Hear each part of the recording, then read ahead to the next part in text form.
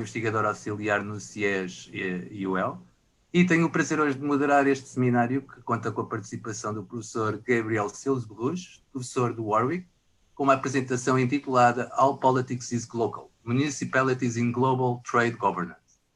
Queria, antes disso, de apresentar o professor, queria dizer que o ciclo de seminários de Economia Política resulta de uma colaboração entre o doutoramento e mestrado em Economia Política, o Departamento de Economia Política do ISCTE-UL e a Associação Portuguesa de Economia Política. Retomando, então, o professor Gabriel Siles-Brügge é professor associado no Departamento de Política de Estudos Internacionais. O seu primeiro livro foi publicado em 2014, com o título de Constructing European Trade Policy, A Global Idea of Europe. O seu segundo livro foi publicado 2 anos depois, em coautoria com Ferdi De Ville, com o título TTIP, The Truth About the Transatlantic Trade and Investment Partnership. O Gabe é ainda autor de diversos artigos publicados em revistas internacionais, como New Political Economy, ou The Review of International Political Economy, Journal of European Public Policy, entre outros. Desempenhou ainda funções como conselheiro do Parlamento Britânico entre 2017 e 2019 no Comitê de Comércio Internacional. Foi ainda meu colega de doutoramento na Universidade de Sheffield e tenho agora o prazer, então, de passar a palavra a Gabe. Gabe, you'll have 45 minutes to 1 hour to make your presentation, so the floor is now yours. It's a pleasure to have you with us. Yes, well, muito obrigado pela introdução, João. Unfortunately, that is all the Portuguese I'm going to be speaking today.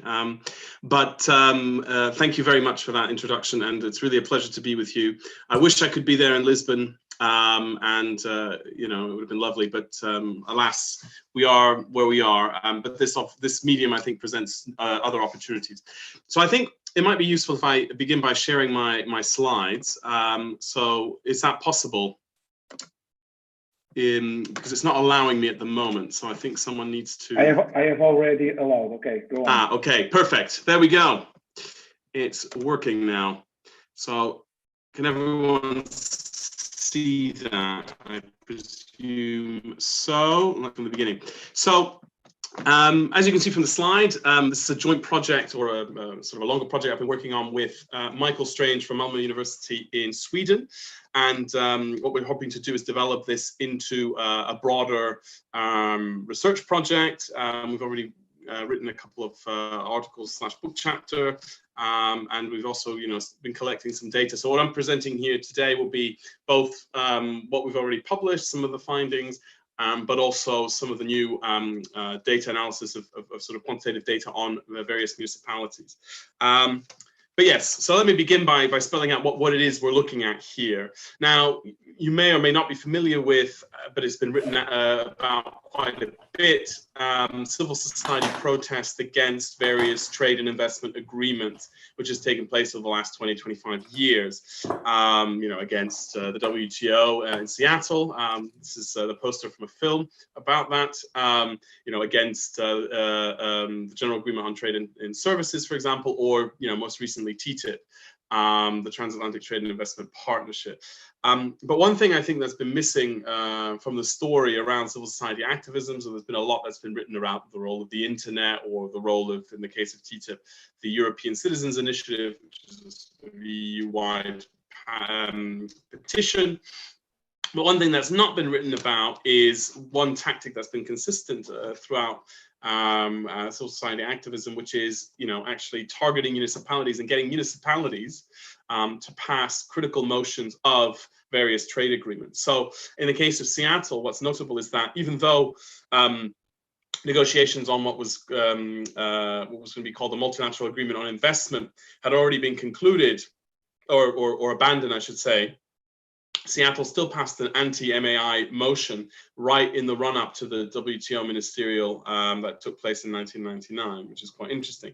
And similarly, Geneva, which is the seat of the WTO, when there were negotiations being carried out there on expanding the scope of the General Agreement on Trade and Services, also passed a critical motion. And here, what you can see, I don't know if you can see it very well, is obviously the Geneva sort of entry street sign, but what it says is Ville de Genève, Zone hors AGCS, which means, you know, City of Geneva, you know, GATT-free zone.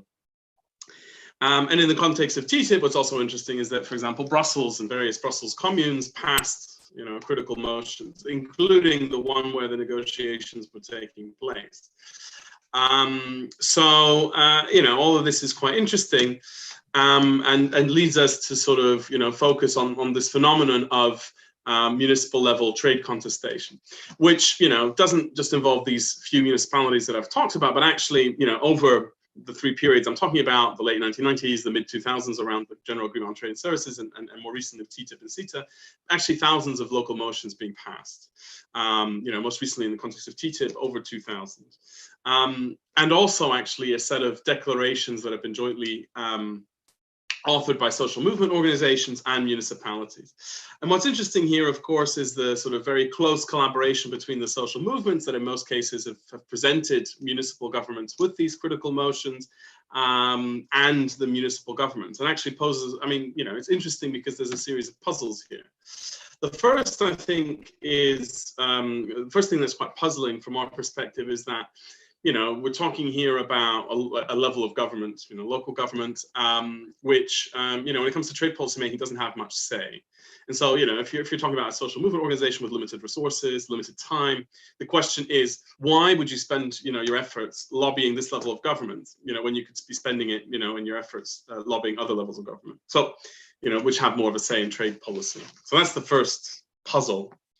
The second is, why have municipalities been so willing to listen to social movement activists? Because municipalities, let's not forget, are of course part of the state architecture, and risk antagonizing higher levels of government. So why have municipalities, effectively become activists?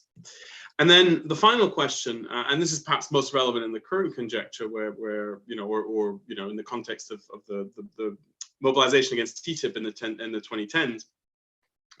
Well, there's been a lot of talk about the backlash of against globalization. To what extent is this really just a reflection of, a backlash, sort of protectionist backlash against, open and free trade and investment flows? Is this just, a sort of, reaction to that in that sense? So those are the puzzles. And what I'll start with in the first part of my presentation is talking about the findings in a couple of our initial publications on this. So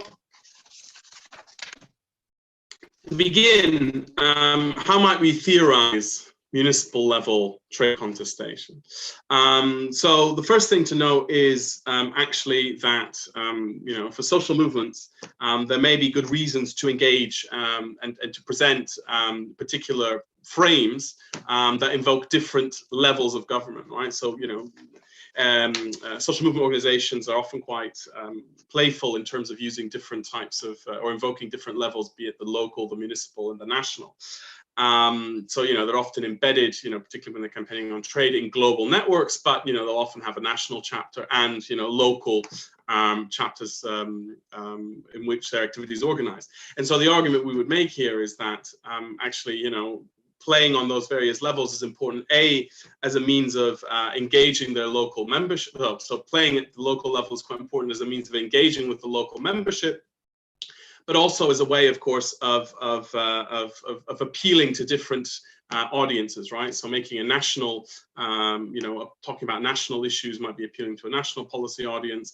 Talking about global issues is a way of building transnational networks and transnational solidarity. And of course, talking about local issues might be a way of, appealing to local activists and actually getting them interested in engage with policymaking. And actually, for a lot of social movements, there's a really important local dimension to their activism, and a lot of them are quite decentralized. So there is a sort of a good reason perhaps to engage at the local level, even if that isn't where trade policy making is made, simply as a way of engaging their membership. Right. So the first issue is, around the sort of value of having multiple frames that appeal to different audiences, but that also allow, particularly the focus on the local, to engage with local social movement memberships. Secondly, we draw on this term from Verhoeven and Duivendijk of governmental activism.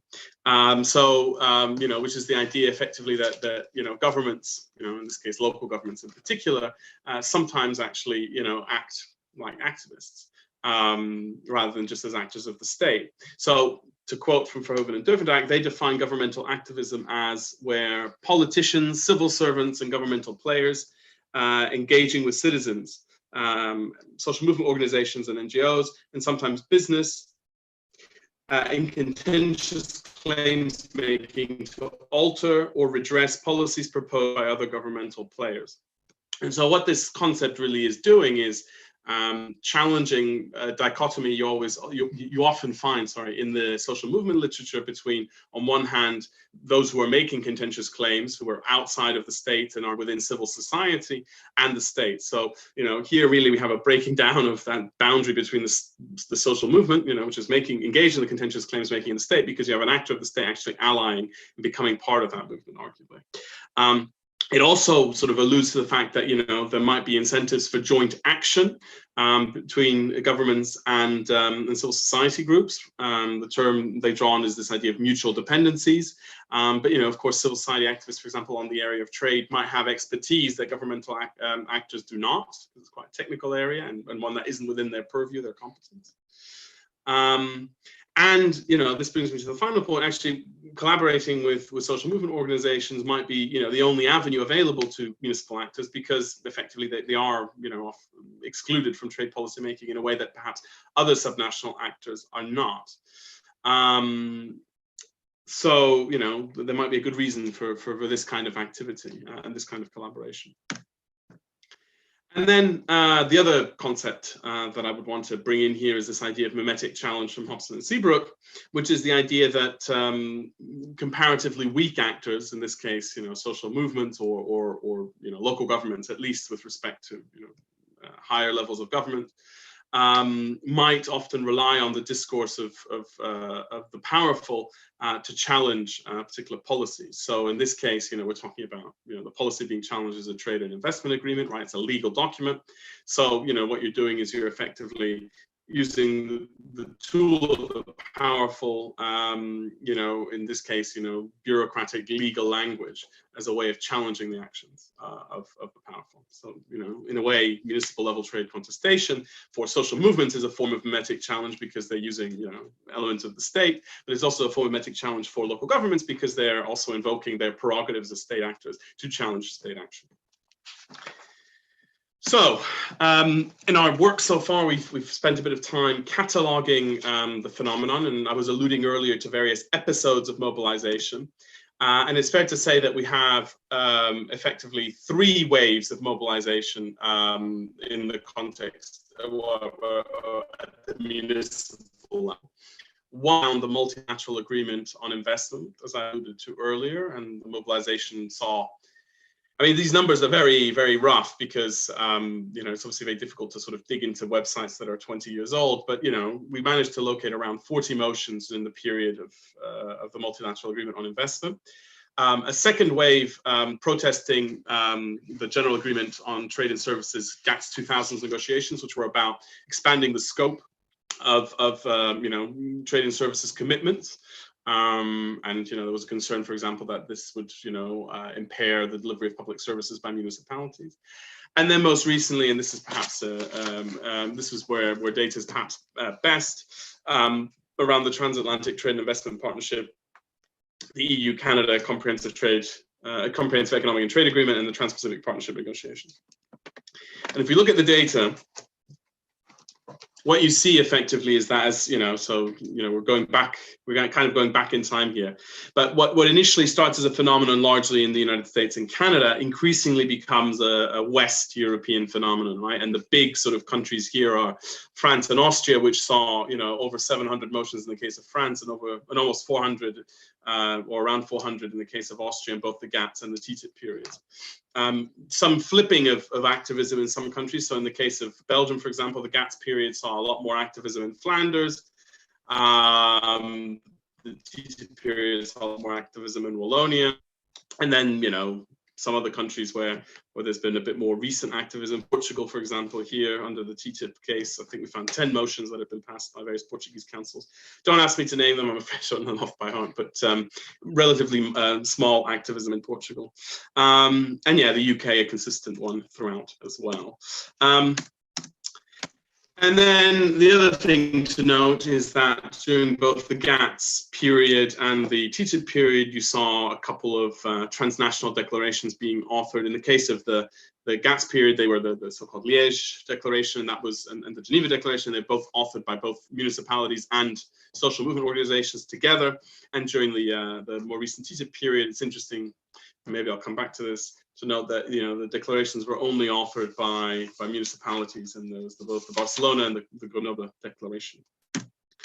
Okay, so turning to the motions, what's interesting to know is that in many cases they're based on a social movement template. In some cases a national template.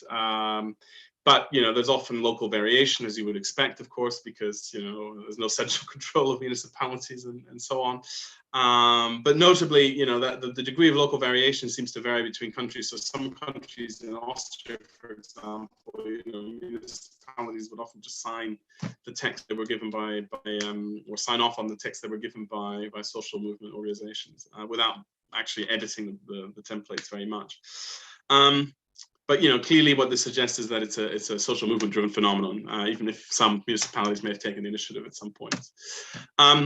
Notably, although there was a talk about the need to protect municipal regulatory space and local democracy and national regulatory space from incursions from the supranational level, what's interesting to know is that actually there's increasingly a shift from the GATS period to the TTIP period towards actually invoking European standards rather than just talking about national sovereignty. And actually there's actually multiple geographic frames being invoked. So if I click here, this is I mean a lot of detail, and it's even summarized, but effectively if you look at this analysis here is based on national templates from Austria and France and on the transnational declarations. If we look at the GATS period, there's a lot of talk about how the GATS agreement is applicable to and constrains local decision making. It's an imposition on local and national governments, right? So it's not just about the national government or national sovereignty. Whereas if you look at the TTIP period, rather than there being sort of necessarily a backlash against the globalization or a backlash against supranational forms of authority that undermine sovereignty, there's a concern with democratic decision making at various levels, in sample texts, and also also a reference to European standards, and the need for a European level debate, right? So this is not just a case of anti-globalism, as it were. Yes, so obviously social movements were very keen to reference the successes that they'd had in convincing local governments to pass motions. And of course, this led them to often, reference symbolically significant municipalities that passed motions at various points. So Seattle in the context, of course, of the Seattle Ministerial, Geneva in the context of the GATS negotiations, because Geneva is the seat of the WTO, and Brussels and various Brussels municipalities. And these past motions where they declared themselves to be GATS or TTIP free, right? So that's quite powerful. And I remember actually attending one negotiating round, at least a stakeholder event, and I remember a protest outside which had ticker tape, the sort of police, crime scene ticker tape, saying this is a TTIP free zone. So I think that was visually quite impactful. But you can see the sort of the sort of symbolic importance of that. And interestingly, actually, social movement organization activists were very quick to not only praise local governments, but also shame those that were not seen as going far enough. So in other words, those that deviated too much from the template or just talked about process and passed what in the Austrian case were often called light resolutions, they were derided and seen as not having been ambitious enough and critical enough. And it was in some cases it was because there was an intervention from certain local councillors, and that was criticized. So yeah, interesting sort of dynamics of disciplining forms of dissent. So turning to the perspective of local governments, as I said earlier, there were a variety of resolutions passed, which I think shows a considerable amount of agency by local governments insofar as they didn't necessarily always pass the resolution they were presented by local governments. So there were those that passed resolutions saying that they were free zones, and some put up little signs, as we saw earlier with Geneva. But there were others that just called for greater consultation and improvements to process and transparency in the negotiations, right? So, although most were quite critical of the content as well. And so here, I think actually the sort of approach of some social movement organizations to talk about weak and strong or merely symbolic, or seeing these merely as symbolic resolutions. Because of course, declaring yourself a TTIP-free zone, doesn't have any legal bearing. This kind of, I think, misses the point for two reasons. First of all, because actually, even where resolutions were not necessarily as strong as social movements had hoped them to be, there may have been a value in adopting slightly more moderate language in the form of it representing a form of mimetic challenges. So municipalities here were effectively taking on their role as governmental actors, trying to be constructive perhaps, and seeking to challenge government through that. And so, they may or may not have been successful at contesting government policy in this way, but, it's actually their identity as governmental actors that was crucial, rather than, necessarily how strong the resolution was worded. And actually a weaker, in quotation marks, worded resolution may have had more of a mimetic challenge effect. And then secondly, and this addresses the point about, whether these resolutions are purely symbolic. We were talking earlier about the sort of importance of using motions as a way of engaging with your local membership. And so, even if the resolution isn't particularly strong, you've still engaged your local membership. And B, regardless of whether it's symbolic, you've actually educated, and you've engaged your local membership as a social movement organization, and you've also engaged with local policymakers. And so in a context where, there's been a lot of talk of of a disconnect between, supranational decision-making and global decision-making on issues like trade politics, I think, apart from the sort of value to social movements, actually, there might be a sort of broader, value to having these sorts of more participatory mechanisms of governance in place. So this question we often get asked, to what extent would you say that these motions had an impact? And I think the clearest, we haven't studied this in detail, but if there was going to be an impact, one country where we can see this perhaps most clearly is in the case of Belgium. So for those of you who don't necessarily follow trade politics, Belgium hit the headlines in the autumn of 2016 because it had a situation where the Walloon region, which is in the south of the country, objected to the signature by Belgium of the EU-Canada Comprehensive Economic and Trade Agreement between the EU and Canada. And so because the Walloon region didn't consent to the signature, there were all sorts of, last minute political shenanigans going on. Just to say that, this objection came after, over half of the Walloon municipalities passed a motion declaring themselves quite critical vis-a-vis the EU-US trade agreement, but also in many cases, EU-Canada trade agreement.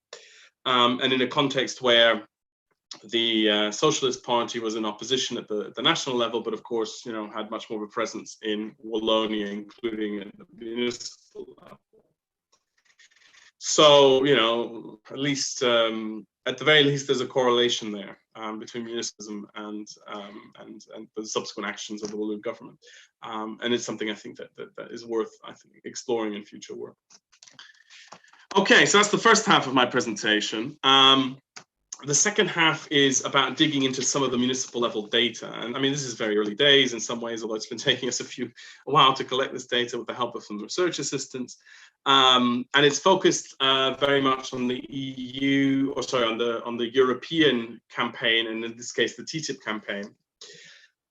So what you have here is a map of showing where regions are colored, you know, are sort of broader lines, but also the little dots, each of the little dots is a municipality, have passed the critical motion. And, you know, of course, you can see that Austria and France are covered, Belgium as well, or southern Belgium.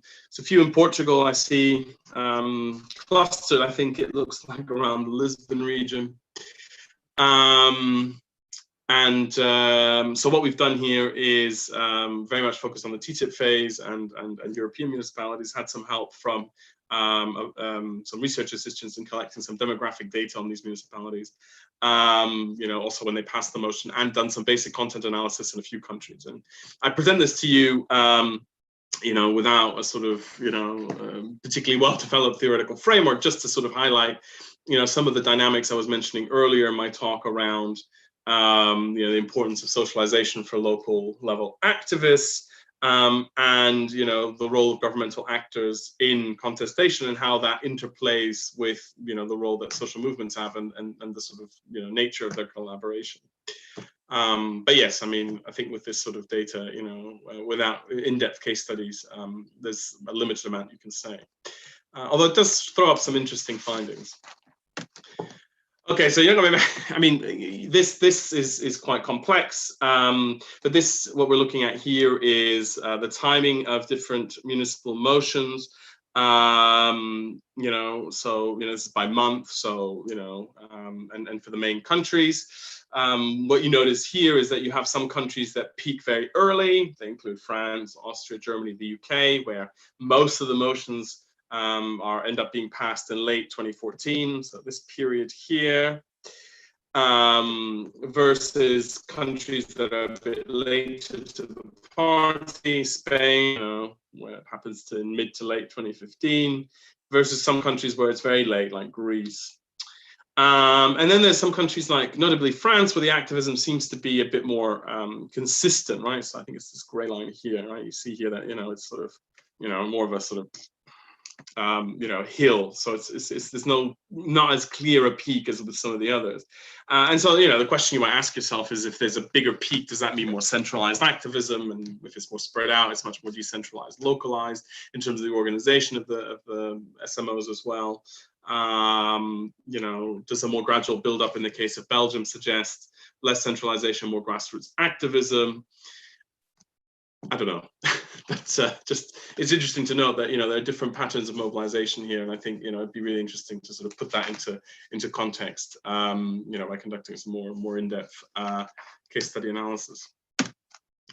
What's also quite interesting is, you know, if we look at the sort of demographic data. So what you have here is a series of bars representing, for the different European countries, the proportion of a country's population or of the total number of municipalities covered by a motion. What you'll notice is that, you know, Wallonia, I mean, Brussels is quite small in a sense, you know, and quite densely populated, but Wallonia, if we exclude Brussels, where, you know, in total, almost 80% of the population ended up living in a municipality having passed the motion. So, you know, clearly, you know, this activism is reaching people. Not to say that you're necessarily reading all the motions passed by a municipal council, but you know, it'll feature in the newspaper, etc. It's not insignificant. And then there's some countries like, you know, Portugal, where it's a much smaller proportion, you know, less than 10%. So that's quite interesting. And interestingly as well, so this is, you know, again, a bar chart which is showing the distribution of municipalities by population size. You know, actually, it's not just the big towns, although there's of course a big spike here for places with over 500,000 inhabitants.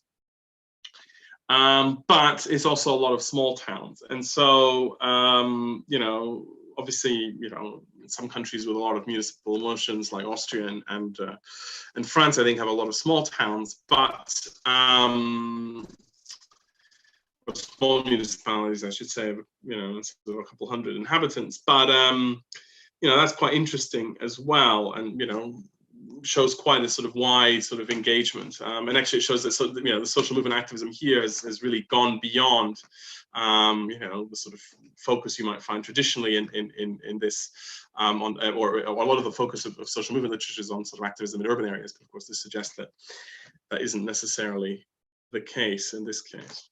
So, you know, quite broad-based opposition, it seems, or activism. What's also interesting is, as you'll see, that this doesn't just seem to be, you know, underpinned by, or it doesn't just seem to be left-wing councils, municipalities that are passing motions, you know, and you know, it's quite it's more of a mixed picture, which is interesting insofar as, you know, we were pointing earlier, or I was talking earlier about, you know, the fact that, you know, activists have sort of used multiple frames and multiple geographic frames in their activism. So they, you know, they're trying to appeal to a broad group of people. And in some previous work, I've also talked about how, in a sense, the sort of frames used to contest TTIP are quite polysemic, right? So, you know, quite ambiguous in some cases, and, you know, can appeal to both those that are concerned about national sovereignty and those that are, you know, concerned about, say, more progressive policies in response to trade. So, you know, we can talk about roughly 3 types of sort of, you know, countries in terms of municipal activism if we're focusing on local political party dynamics. So in Austria and Germany, for example, you have, so this is a very rough proxy, but looking at the largest party municipalities having passed a critical motion, you find that actually in Germany and Austria, it's actually the center right. That's the largest party in the largest number of municipalities. So this is the CDU, CSU, it's the ÖVP, which is the equivalent in Austria, and then it's the Social Democrats, which is perhaps more to be expected. But yeah, interestingly here, and what this suggests, of course, is what other people have written, you know, that there's a sort of small c conservative opposition to TTIP. You know, in Germany, you know, a concern with environmental protection, etc., isn't just a left-wing cause. For example, and you know, concern about food safety, you know, traditional foods, you know, protected by things like geographical indications, etc. But you know, in these cases in particular, the fact that there's a significant contingent of municipalities where the Social Democrats in both cases were the largest party suggests there might also be some interesting intra-party dynamics, insofar as you know, there may have been a desire to push you know, or a desire to push local politicians to pressure their national leaderships. The SPD in Germany in particular was quite divided on the issue of trade liberalization and trade agreements like TTIP and CETA. So there may have been a strategic reason to target them. But anyway, I think this, you know, sort of would dispel the myth that, you know, it's just left-leaning councils that pass motions. Which is not to say that there aren't those left-wing councils having passed motions. So the UK is quite stark here. The Labour Party, right, you know, being the largest party in the most significant number of municipalities. You know, some, you know, councils with the Conservatives being the largest party. But yeah, in France is the same, right? So you've got various sort of left-wing parties here being the largest party. And I think Portugal is also in this group where left-leaning councils were, you know, where the council passing motions were largely left-leaning. Then, you know, you have some places like the Netherlands, but also Ireland, Slovenia, Bulgaria, although all of these countries have passed a relatively small number of motions where, you know, there's a bit of a balance, a bit of a mix of different parties. D66 is a sort of centrist party. I means independent. SP is a sort of left-wing socialist party. PVDA is the Social Democrats. CDA is a Christian Democrat party. So, you know, it's a bit more of a mixed picture. And then something else to consider, of course, is, you know, the interaction between local and national parties. So you have, again, 3 sets of dynamics. One where there's no divergence. So, you know, the largest parties at the municipal level in terms of motions passed map onto the governing coalition at the national level. So is this SMOs targeting the governing parties? was, you know, to get them to shift their position. Who knows at this stage? But it's an interesting one. You get those where actually you have oppositional dynamics playing out. So actually, you know, the parties in government are different to the parties in the municipalities passing critical motions. You know, Belgium's the case I already talked about, for example. You know, and then there's cases where it's mixed. I mean, you know, I don't think you can draw very big conclusions from this other than to say that, you know, actually these intra-party dynamics, you know, I think are a matter for case study analysis. Okay, so, you know, one, you know, thing we wanted to look at as well was sort of continuity across phases of activism, right? And so, you know, we see, for example, if we just look at the number of motions passed for France and Austria, you know, fairly consistent numbers over the GATS and TTIP period. You know, in some other cases, you know, there's been an increase in motions passed. But with the exception, I think, of Switzerland, which I think is a bit of an outlier here because it's got a small number of motions passed, even where there's quite a bit of overlap, or sorry, where there seems to be a bit of overlap, it's actually very different municipalities passing motions. So in the case of France, of the motions that of the municipalities that passed the motion in the TTIP period, only 14% had done so in the GATS period. And similarly for Austria, you know, the ones that have passed the critical motion in the TTIP period, only, you know, of those, only 20% had also done so during the GATS period. And okay, part of this might be a question of municipalities changing name, but, you know, it suggests actually that, you know, there might be a question here around institutionalized memory. And actually, you know, all this, you know, is there necessarily an institutional memory, and is your socialization efforts of local activists, but also of local government officials, you know, effectively very short-lived? Of course, you know, you're talking about a period of 10 years between each negotiation, so that's a long time in politics, but yeah, it suggests that perhaps there's less continuity than the data might initially suggest, at least in the motions targeted. Sorry, in the municipalities passing motion. And then finally, we've done a little bit of, or research assistants have done a little bit of content analysis of some of the anti-TTIP motions for Germany, Austria, and France, which are some of the biggest countries, having passed critical motions. And I guess this is also about sort of understanding the dynamics of the campaign a little bit, or, you know, some questions about the dynamics of the campaign, because obviously I was talking earlier about the sort of mechanics of this, where effectively, you know, you have social movement organizations producing a template that then, you know, often at a national level, that then gets distributed to local activists and who then approach municipalities. And so, you know, in this particular instance, what we have, you know, what you might expect to have with a more centralized campaign, and is of course, you know, more you know, use of that template and, you know, closer reflection of that template. And so the template in all cases talks about TTIP-free zones. So, you know, arguably Austria has a much more sort of centralized campaign than Germany, because, you know, 74.5 of the motions that were analyzed, you know, declared themselves TTIP-free zones. And, you know, almost 3/4 of the motions used the national template. Whereas somewhere like France, for example, there were quite a few templates circulating, and only 10% of the motions analyzed actually used the national template. Interestingly, though, all the motions are critical to varying degrees of TTIP and the content of TTIP, rather than just the process of negotiating the agreement. Yeah, so ahead of schedule, which for me is a first. Just to say a few words on conclusion. In conclusion, so the first thing is, you know, if there's one point to take away from this, it's that, you know, one of the neglected, but I think quite important elements of the so-called alter globalization protests that have been taking place over the last 25 years, notably against several trade and investment agreements, has been the fact that, you know, activists have focused on focused their efforts at the municipal level, and particularly on pressuring municipal governments to pass critical motions critical of the agreement. And I think, you know, this prompts us, I think, to reflect on the nature of global trade governance.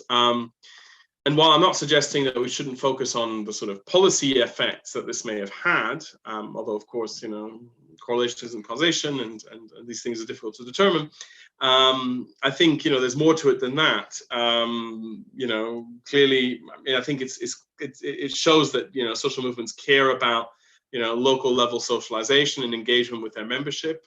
You know, passing a motion is something that, you know, or approaching your local council is something that, you know, you can do as a regular citizen much more easily than, say, petition your parliament.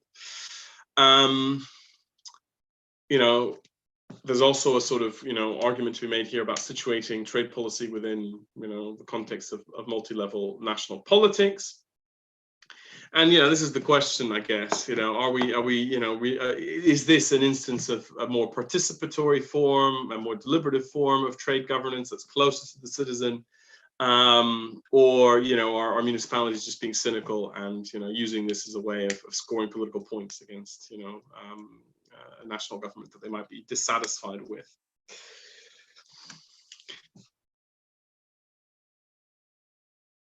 As the sort of, you know, particularly the sort of analysis of different frames found in municipal motions and in, you know, declarations involving municipalities, you know, this is not just about the losers of globalization, and this is not just about, you know, reifying sovereignty or, you know, even local sovereignty, but this is actually, you know, the sort of discourses that social movements have used have I think been much more nuanced and polysemic, i.e., you know, evoking different meanings. It doesn't mean that they didn't avoid. It doesn't mean that they necessarily always avoided a pro-sovereignty discourse, but, you know, there's more to it than that.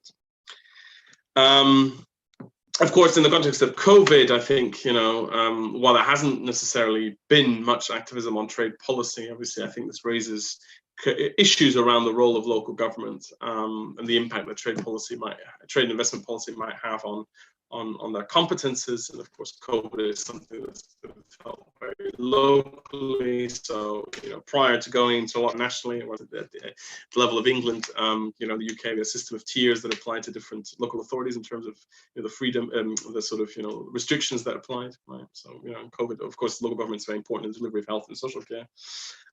So I think, you know, more generally, you know, the global, I think, still matters beyond trade, although trade is relevant, as I've said earlier. And as I've said, you know, although we've been working on this for a little bit, it's really a work in progress. You know, local politics, of course, is very context dependent, but, you know, I think very, very closely connected, as we've seen, to global political developments, even in an area like trade policy, where you know, wouldn't necessarily expect it. So those are the articles I mentioned before, in case you are interested in them. And with that, I conclude. Thank you very much for listening to me, and I look forward to your questions. Thank you very much, Gabe, for this very interesting presentation. Achei bastante interessante. Aborda questões bastante inovadoras, acho eu, como a relação entre o ativismo, os movimentos sociais, as municipalidades e o comércio internacional. Acho que é bastante inovador e original.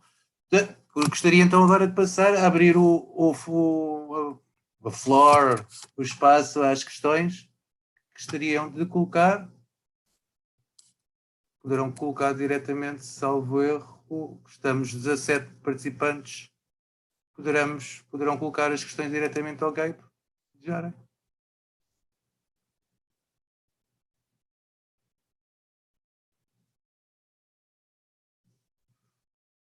Estarão a tentar falar no doutoramento de Economia?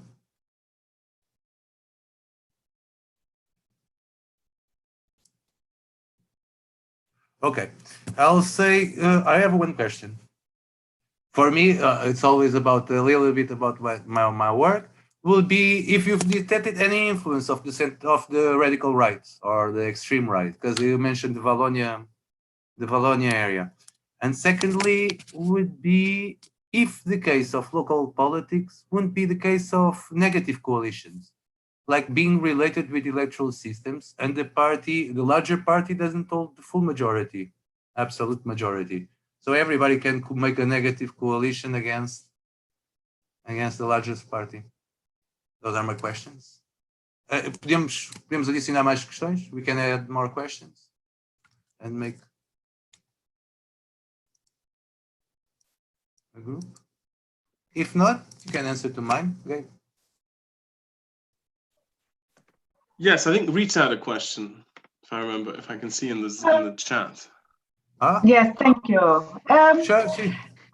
Well, I was wondering, sorry, I could not listen all the presentation well because I had some problems, but I was wondering that you mentioned multi-level national politics. So, because I'm also interested in this kind of analysis of multi-level and to see how is the articulation between the different scales of politics, so local, national, and European.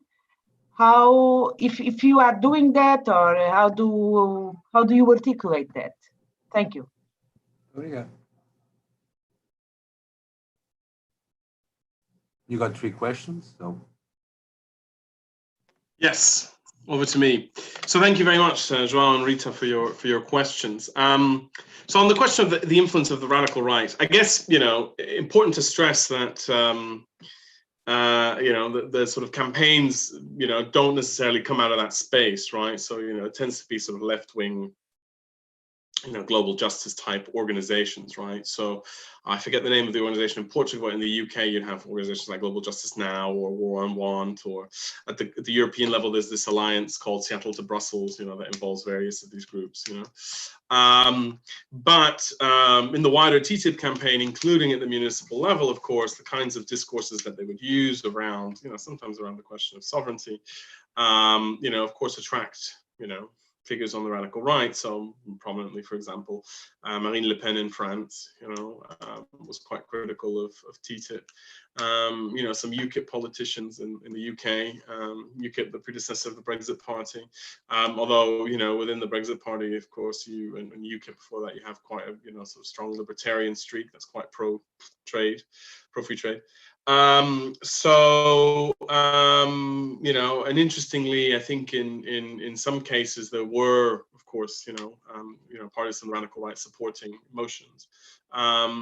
So yes, I mean, I think it was part of the sort of spectrum, but I don't think it was the sort of determining factor. Or the determining feature. So on your question on negative coalitions, I was wondering whether you could sort of elaborate. I don't think I fully understood what you're trying to get at, João. So you're talking about how those play out at the local level when it comes to passing these motions, or I'm not sure what you would. Do you mind just clarifying your second question, João? I was saying the case that when the parties in the council, the city council, don't have a full majority in the assembly, it's possible that the other parties, minority parties, they all join together in negative coalition, and the largest party cannot block because it doesn't hold the majority.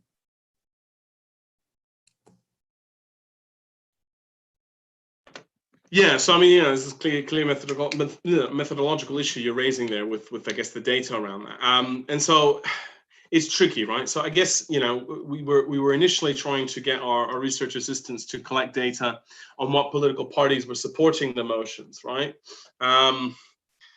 And that was a nightmare because it was very difficult to get them to collect that data. It was very incomplete. A lot of councils don't have very good record keeping, at least not online. Obviously, we can't send people around Europe to look at the council records for 2,000 different councils, different countries. So we settled on something a bit of a shortcut. So I fully accept that this is not perfect. But I think what it suggests, it allows us to sort of draw some sort of interesting, or it allows at least to challenge the view that actually we're just talking about left-wing councils, and actually there's much more variety of political parties involved in various places. I think that was the sort of more modest conclusion we were trying to draw, but you're of course right that there are limits to this.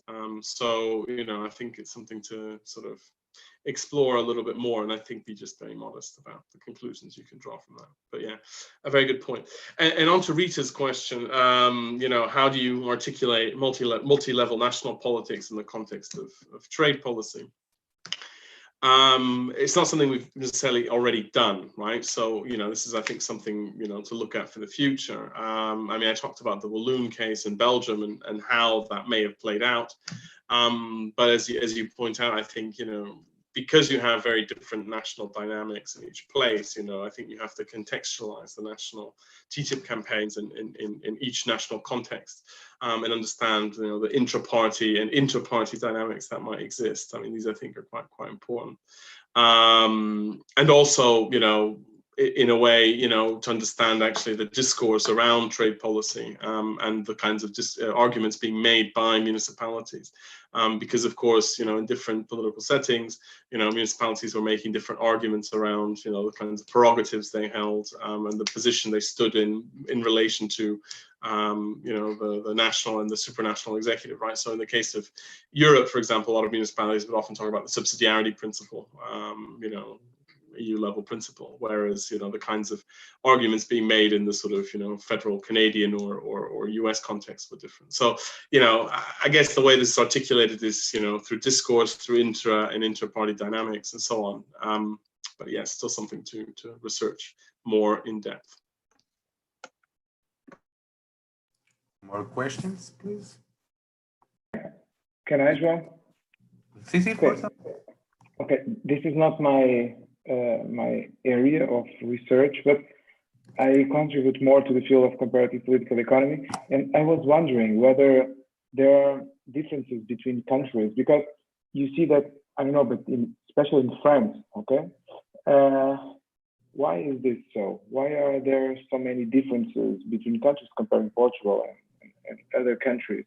Are there some kind of past dependencies or some kind of institutions that tend to trigger this kind of issues? Because, okay, it is at the municipality level, but there are huge differences between countries. Perhaps the French culture of conflict and, more competitive and high mobilization in other areas as well, like in industrial relations and other fields, or other neighborhood fields. How can we explain this? I don't know, but perhaps some comparison between countries as well. I don't know if you may elaborate on. Thank you very much, Paulo. And we have another question now from Ricardo. Please go forward. Okay. Ricardo. Thank you very much. I'm on the move actually, but I hope you can hear me well. I think it's an amazing amount of data that you have there. And the positivist in me is wondering to what extent have you been exploring this data to the full extent? Have you tried to put this analysis in a multivariate scheme to try to figure out the kind of regularities you can find there? Because it's really an impressive amount of data, and maybe it might be possible to find some regularity point that might answer some of the questions that Paulo was actually putting forward now. And I'm also wondering if you're planning to do some more qualitative research in order to understand through case studies to what extent the adoption or the diffusion of these motions across Europe are following just some kind of mimetic move, or to what extent they reflect a real deep feeling and analysis about these trade agreements. Thank you. Thank you very much, Ricardo. I mean, I have space for one more question. If not, I'll pass then to Gabe to reply to these three questions from two persons. Go on, Cristina wants to add a question, perhaps. Sorry, Cristina, força. Yeah, sorry, me. Hi. No problem. I feel very shy to intervene because I'm extremely ignorant on this subject, although it's so important. So I have lots of curiosities, which I guess probably the best is to read your book, and then I will know more. But perhaps to start with, why I'm curious why you're studying concretely this sort of reaction. Is this like the strongest opposition to the treaties, or why did you have a particular interest in studying this one? Are there other sorts of movements in favor or against, like strong reactions in favor or against these treaties? Thanks.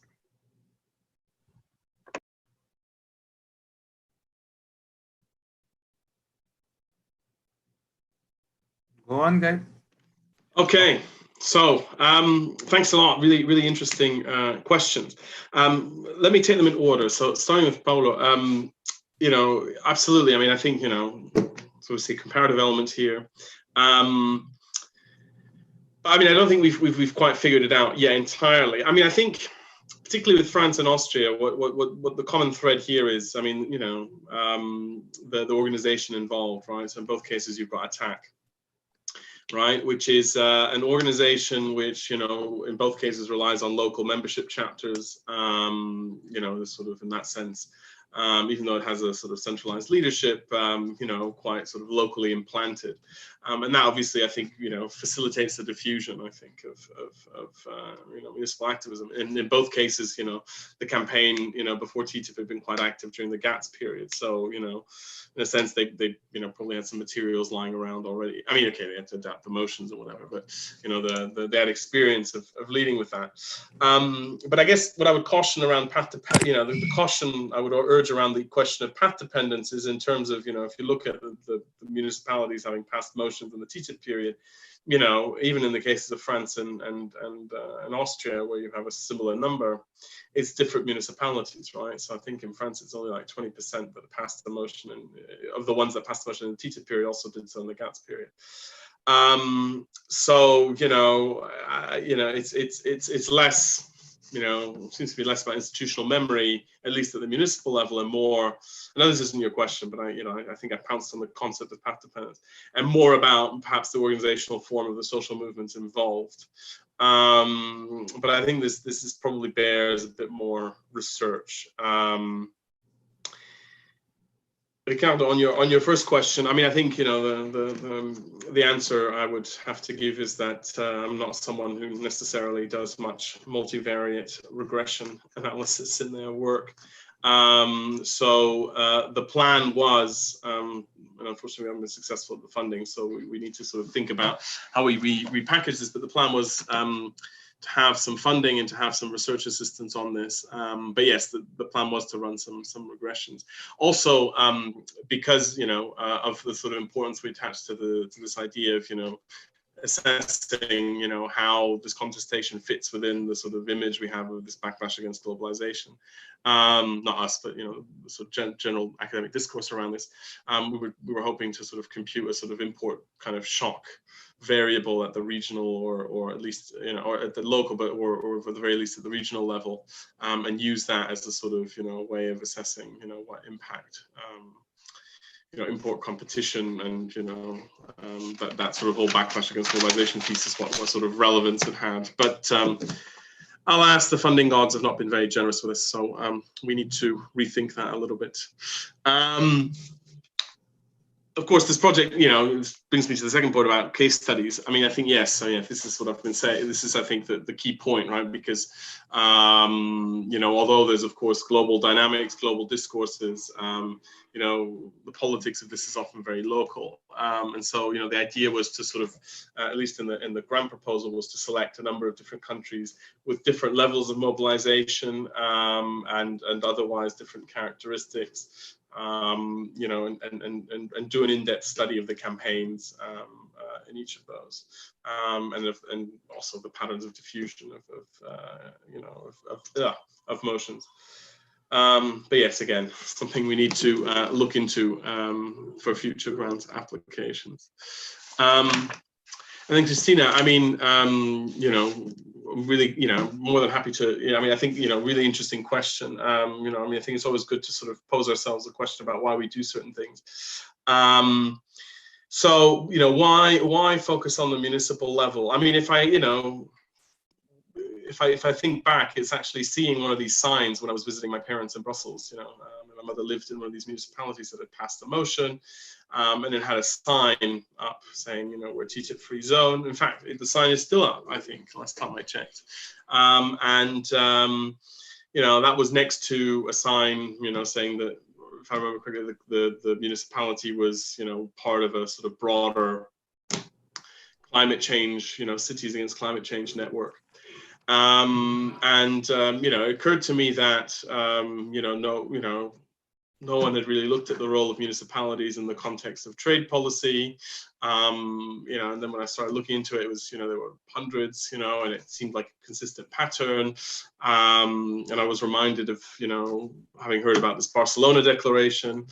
And, you know, the more I looked into it, the more it seemed like, you know, they were, you know, it was clear that, you know, actually, you know, this was a sort of understudied but really key element of the campaigns against, you know, various trade and investment agreements. And then my colleague Michael as well had been one of the, you know, few people who had been looking at this, but very tangentially in his earlier work.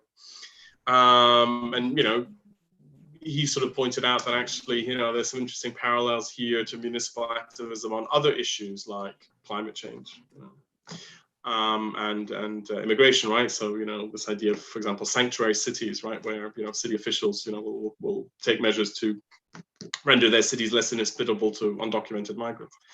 So, you know, there's a, you know, I think in this context, actually, the trade case is quite interesting because, you know, unlike sanctuary cities or unlike climate change cities, you know, at the municipal level, you know, when it comes to trade policy, there's not much you can do, right? So why, as an activist, would you focus on that? You know, with climate change, it makes sense. You know, transport is one of the sort of key sources of emissions, right? And that's often governed locally. You know, similarly, you know, with sanctuary cities, there's things that cities can do to, you know, make life easier for undocumented migrants. But yeah, trade, I mean, you know, other than put up a sign, you know, it seemed like, you know, something quite weird. And so, you know, that's, I think, why I began looking at that.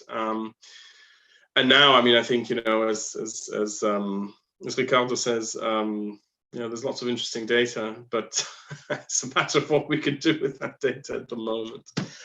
So that's where we're at.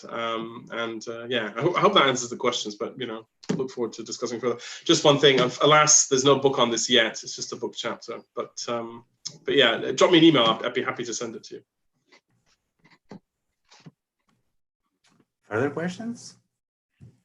I would just like to add something. I was wondering about the Portuguese case, and something which I think perhaps it's important.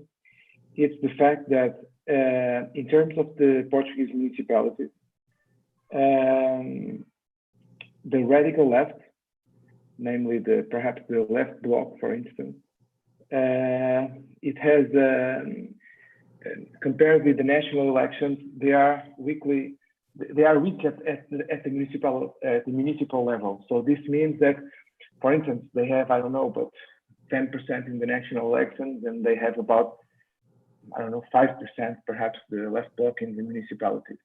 And that's a big difference comparing with France, for instance, perhaps, I don't know, because it is more the Communist Party which is stronger at the municipal level in Portugal due to the past. So they are very much organized at the local level. They have about 10%. And I would say that this kind of agenda is more connected with the radical left than with, for instance, the Communist Party.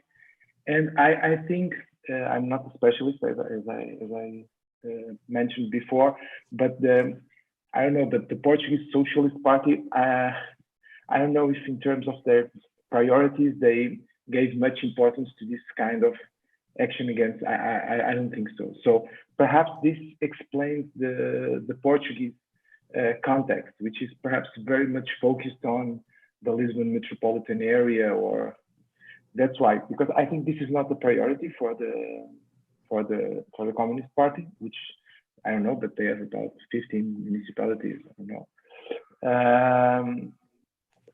And the Socialist Party, I don't think this is a priority. Perhaps João can make a comment, but just to give you some, I don't know, some insights about the Portuguese case. So this is perhaps the explanation, because you were mentioning the case of ATTAC, which was very important in France, as I understood. And so perhaps this is an explanation. I don't know what João and Ana think about this, but just provide some Portuguese looking glasses to the problem. I know there was a lot of pressure on the PS because it was a socialist party who held City of the Lisbon Council, and the organization was a kind of mimetic from what was happening elsewhere, trying to create the free trade zone. But I don't think they were that much successful, but they tried to. They tried to influence the process, but it was PS who was not very keen on having the vote and expressing city council against the TTIP. And that's what I have a suggestion, if I may, taking my place, abusing my place, my role. It's like what I think your data really shows, without you trying to highlight the point, is that, like migration, it seems that your data shows how trade divides the parties between what is the local branches and the national branch. And perhaps by using the party manifesto at elections, what does the party say? CSU probably says the TTIP was the good thing to be negotiated, but then the local councils vote against, so there is a small clash between the local branches and the national, which can be capitalized by other parties or not. Is this conflict, like it's the same thing on immigration. Many times the government sets the quotas, and then the municipalities don't want the migrants. And so I think it's good to push, because trade is never one thing that you think parties will be divided upon, and especially mainstream parties. But any more suggestions, comments, questions? So I'll pass to you, Gabe. Yeah, so on the Portuguese case, I mean, all I can say is I can list the municipalities that passed the motion.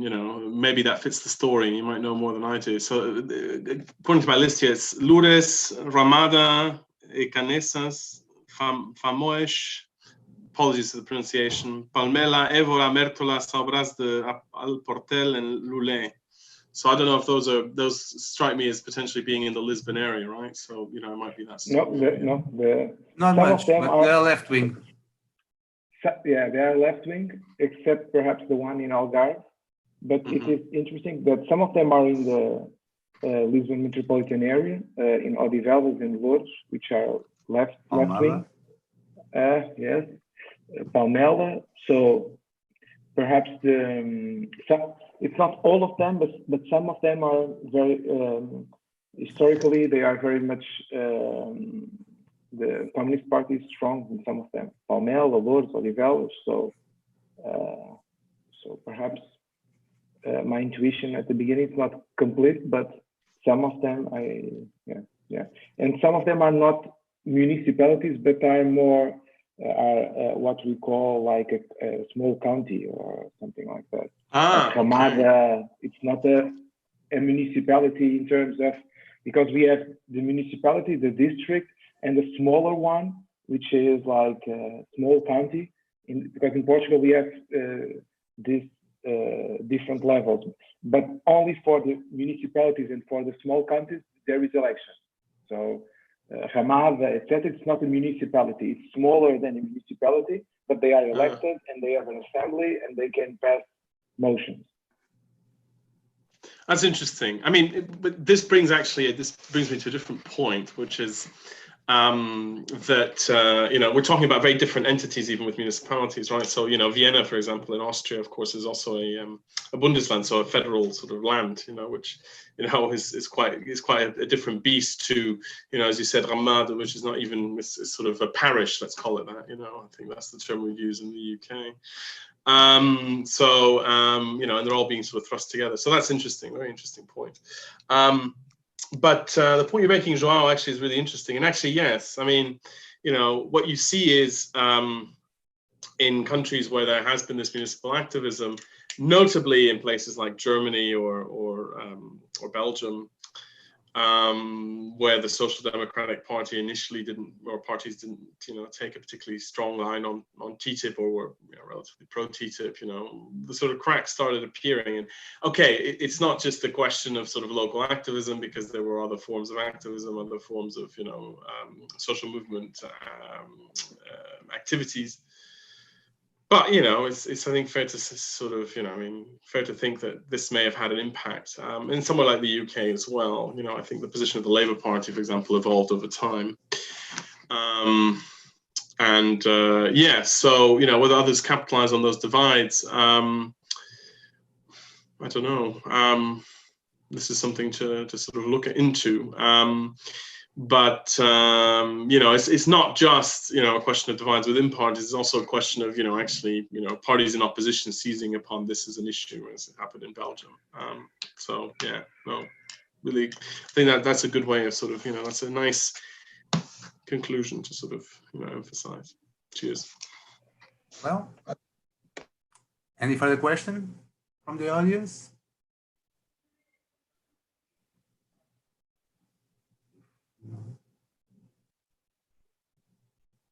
If not, we can close the session by thanking Gabriel Siles-Brügge for his time and for his nice presentation and for introducing us to new perspectives on political economy. Well, no, thank you for on local politics.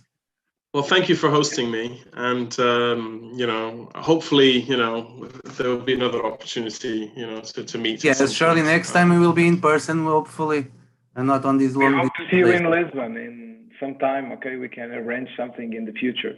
Yeah, well, it was my last in-person conference was in Lisbon back in September of 2019. But yes, we'll look forward to see you again. So I'll thank you everyone for your audience and for your questions and for your attention. Thank you. And many thanks to the presenter. Ciao, Gabe. Thank you. Take care. Thank you very much. So much. Muito obrigado.